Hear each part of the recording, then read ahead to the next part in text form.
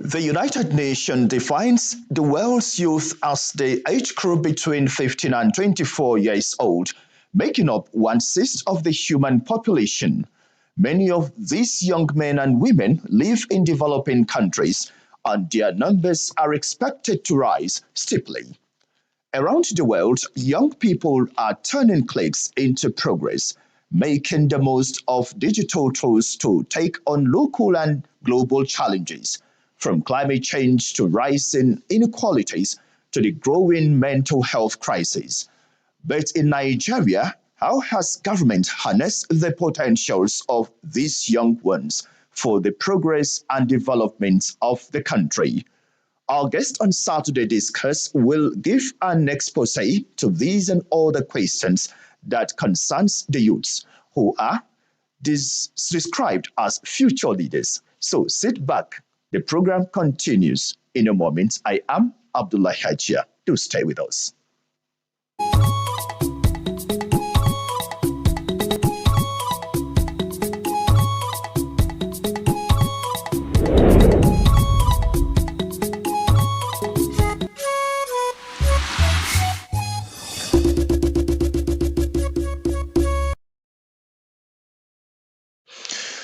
Thank you for staying tuned. Now, let's begin with the stories. Federal government is deploying 51 solar mini grids to communities across the country this year as part of interventions to increase access to electricity. Joshua Ojito reports that 5 communities in Abuja are among the beneficiaries. Defying the deplorable road, Rural Electrification Agency is reaching out to communities in the hinterlands, providing them with electricity to boost the rural economy. Rafin Zurfi in Gwagwalada Area Council of the FCT is the latest beneficiary of the federal government solar project, and the community is excited as the facility is inaugurated. We are expanding more and more so that we enjoy the light. We live for long without having light. A 40 kilowatts hybrid solar system with 3.5 kilometers of distribution network across the community is expected to provide affordable and reliable electricity. What you should expect is a reasonable tariff for the community to be able to afford it and gradually grow their business. The batteries of this project, the panels, it is built to last for the next 10 years. We don't envisage any major problem. 50 kilowatts PV, 144 kilowatt hour battery storage, and 50 kilowatts inverter system with metering infrastructure in place for payment of electricity. The work being done in rural community by the REA further shows that the federal government of Nigeria is keen on leaving no one behind in the delivery of its developmental projects. More communities in the FCT are to benefit from the solar mini grid project this year, as federal government taxed them to take ownership of the project against vandals. Joshua Ojito, NTA News. Away from that, incessant and indiscriminate felling of trees for charcoal production and other logging activities have serious negative effects on the ecosystem. That was the assertion of Nasser Umar, a lecturer in the Department of Geography, Nasarawa State University, Kefi. Muhammad Awalu has details. These are outfits used by charcoal burners. Large quantity of trees are logged, carbonized, and the end result are these bags of charcoal, lined up by the roadsides or transported to other parts of the country for commercial purposes, which serve as cheaper alternative source of energy to many homes.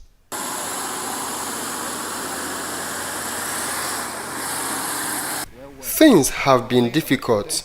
The economic hardship is unbearable. Charcoal production has become our means of livelihood. We pay our children's school fees. However, despite the economic benefits derived from the production, a geographer, Nasir Umar, says deforestation has lots of negative impacts. People that are into that business, they need serious enlightenment on the kind of trees they should harvest for their business. Because most of them don't know whether a tree is a self-sustaining system or it is not. They just go into the bush, cutting the trees, burning them, bringing charcoal, just in the name of what? Survival.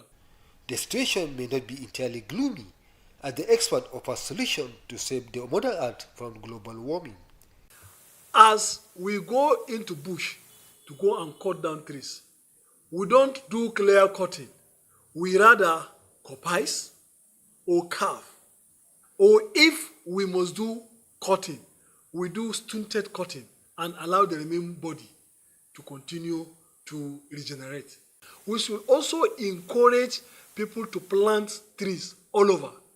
Nigeria may not boast of a forest like the Amazon, but there is need for government at all levels to curb the excessive deforestation for charcoal, timber logging and pulp, in order to avoid the multiple tragedies associated with it, among which are soil erosion, flooding, emission of greenhouse gases, and loss of diversity.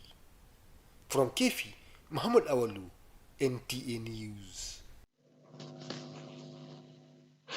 Now, the lack of basic social amenities has been a long-standing challenge for many rural communities in the FCT.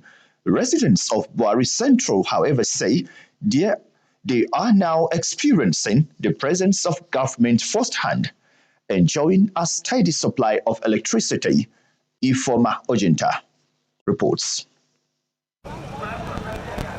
Buhari, one of the 6 area councils in the Federal Capital Territory, located north of Abuja, is the ancestral home of the Gbagi ethnic group. The area council is home to key government and private institutions, including the Nigerian Law School, JAMB headquarters, Lower Osuma Dam, and Veritas University, among others.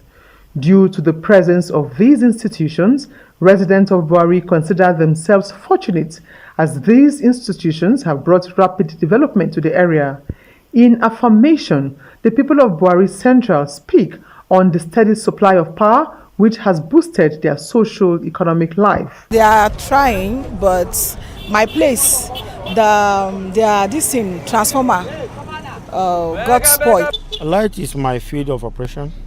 I'm an electrical engineer by profession. The light has really improved. From my side, we have light, but there are some other side like Sabongeri, they don't have light because of their transformer spoiled and something like that. Yes. The residents also commend the government for providing alternative roads in addition to commencing the rehabilitation of old roads. If you look at the road towards the ending, it's not finished. The finishing is just too poor. But though we don't know how the contract is. Appealing for our local government chairman to help us and complete the road. As you can see, the road is no longer free. They stop at this Deeper Life junction. So that is the issue. All the motor have diverted is also affecting our businesses. The people that all these contracts have been awarded to, they need to bring them to book. They need to come and account for it, because the people are really suffering. This road have taken a longer time. It's overdue. It's supposed to be completed before now. But please, we're asking the government to look into it and then call the people in order. They appealed for the speedy completion of the road project to bring about more development to the area. Ifoma Ojinta, NTA News. Just recently, the world celebrated the International Youth Day. From clicks to progress, it's clear that a nation's growth depends on its youth. Investing in their development is crucial. Wendogo in this report examines how empowering Nigerian youth in a digital age can drive economic growth and sustainable development. As the 2030 deadline for achieving the United Nations Sustainable Development Goals (SDGs) rapidly approaches, the need to meet these goals is deeply tied to young people's involvement in digital innovation globally, especially in Nigeria. Because of the increased level of digitization, young innovators can bring fresh perspectives and new ideas to tackle complex global challenges when empowered with the right platforms to harness their skills, adding value to society. First of all, I think the government must come to terms with the fact that this is the current reality and this is what is driving development all over the world. We must have what you call inclusive policies. Inclusive policies where government don't just make policies and impose it on the youth, but carry them along in making policies. Once they know that they were involved in the policy process, they'll take ownership of these policies. Digitization should, as a matter of urgent necessity, be given top priority in our curriculum.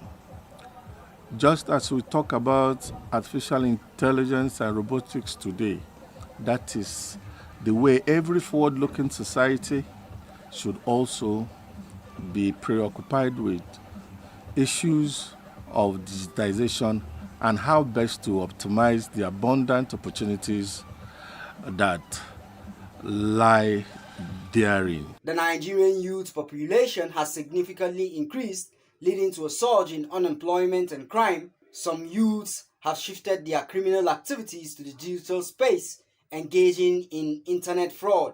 As the saying goes, an idle mind is the devil's workshop. That is what the European does. When they see somebody that has this knowledge, technical knowledge of doing something, before you know it, particularly in Africa, they pick that person, go and train the person, and the person comes back better off, and they use that person. So that is what we need to do now. You know, these youths that are into internet, whatever, instead of encouraging or letting them lie fallow because they don't have anything to do, the best option is involved in internet fraud, you understand. So instead of allowing them to involve in them such, it's better for you to now bring them, train them in the positive light. Experts believe that implementing digitization policies in Nigeria can unlock youth entrepreneurship, driving innovation and collaboration. This, in turn, will lead to digital solutions addressing inequalities, promoting accessibility, and supporting marginalized communities, ultimately reducing crime and fostering a more peaceful society. In Abuja, Wayne Dogo, NTA News. Thank you very much, Wayne. I agree with you in total on that background report and some of the insights, some of those respondents said. And at this juncture, I am being joined by one man and a youth that has always been at the forefront and championing, the cause of the youth. Call him a youth advocate, activist, you will not be wrong. Zachary Gambo Babale is the Secretary, FCTU Stakeholders Forum. Thank you for joining us on Saturday Discourse. Thank you, Abdul. Well, as one man that has always been in the forefront of championing, youth issue, let's look at this year's International Youth Day. Yes, it comes with a thematic focus of empowering the youth with digital skills. What is our story and how do you think we can harness this towards ensuring that our youth are gainfully employed?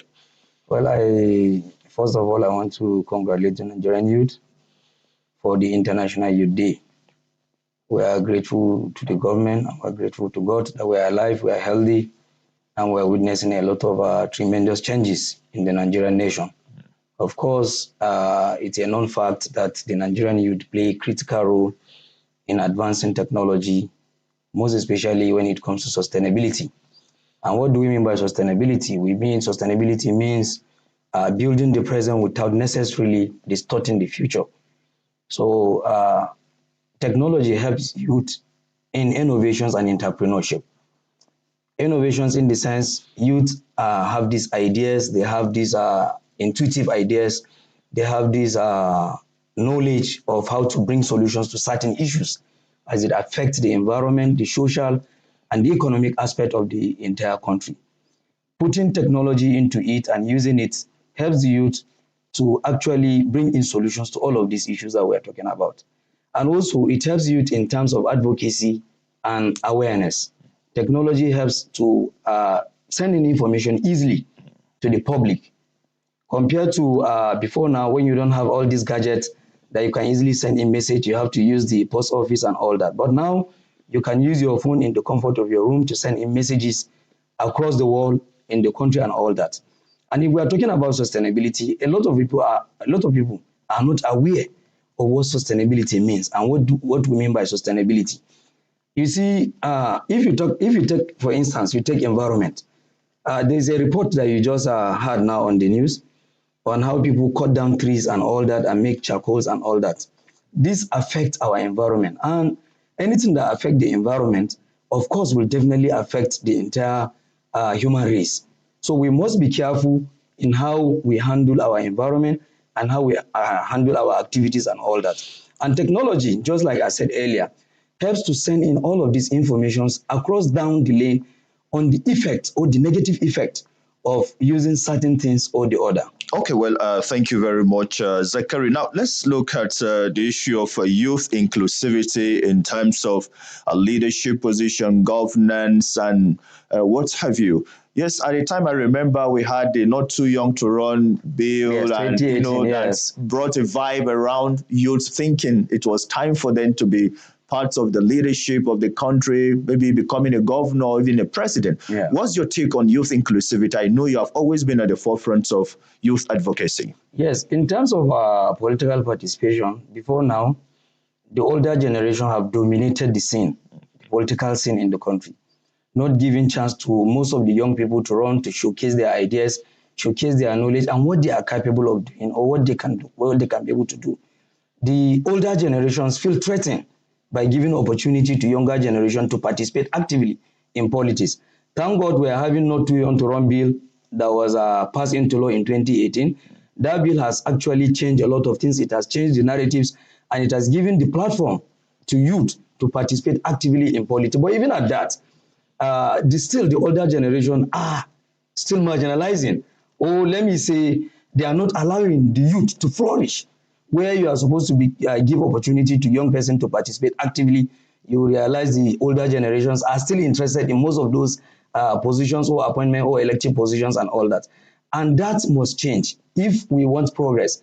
The youth is the bedrock of every nation. The youth serve as the think tank or serves as the oil of every country. So for this country as a Nigeria to grow and to move forward, the younger generation must be given maximum opportunity, maximum privilege so that they can showcase their talents and build the country of their choice for their also unborn children.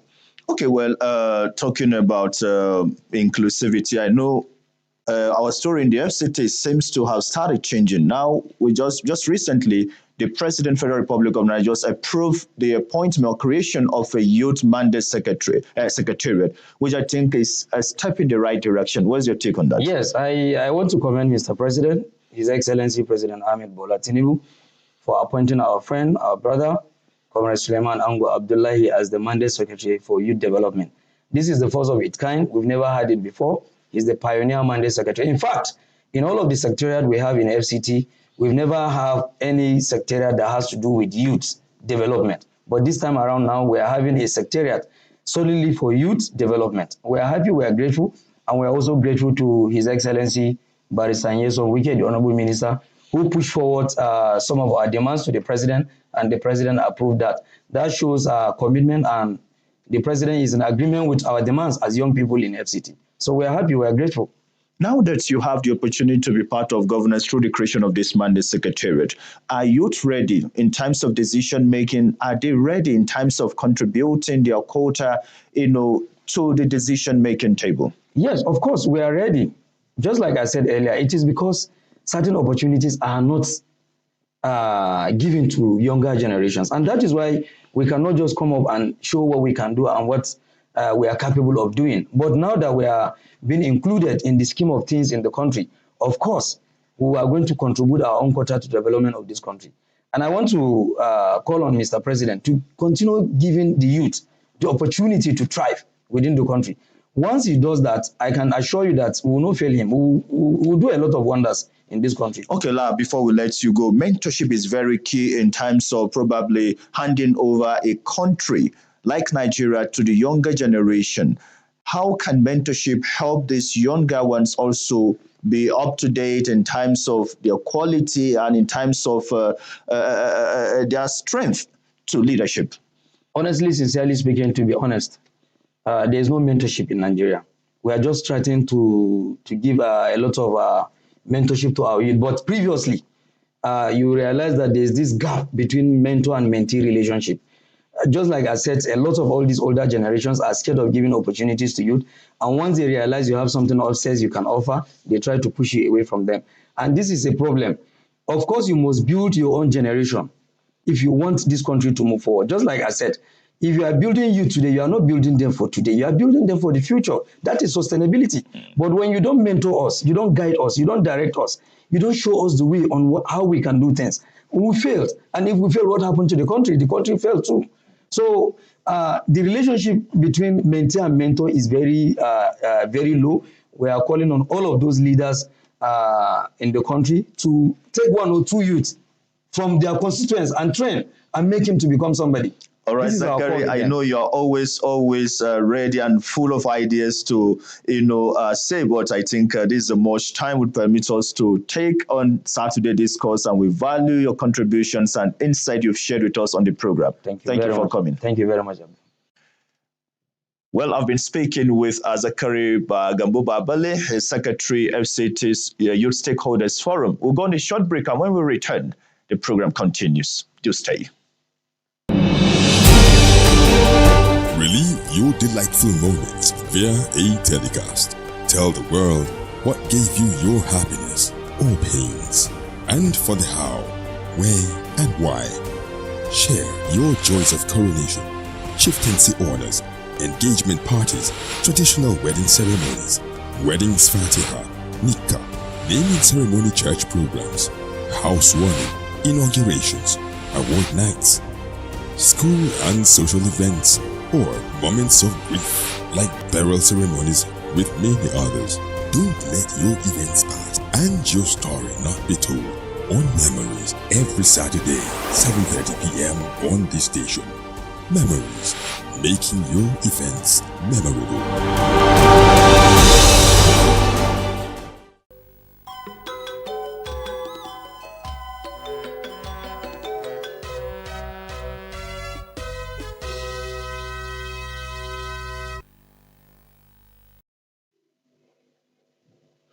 Glad to know you're still there. Let's talk sports now. Football fever, a seasonal trend of the round later game, has hit the Directorate of Road Traffic Services (FCT) Sports Unit as they officially commenced the second interzonal football competition 2024.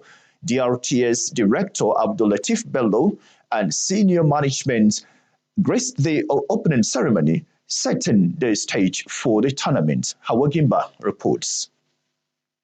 As the whistle blew, the players stormed the field with unwavering determination and skill.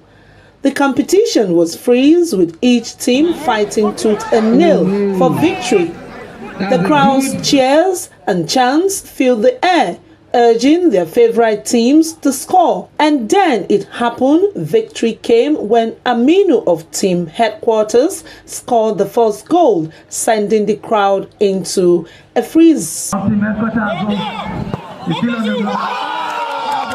The second edition of FCT DRTS Interzonal Football Competition 2024 aims to promote staff bonding, a friendly working environment, and challenge negative public perceptions about the directorates. In the end, the winning team emerged victorious with a resounding 4-0 win, a testament to their hard work and dedication.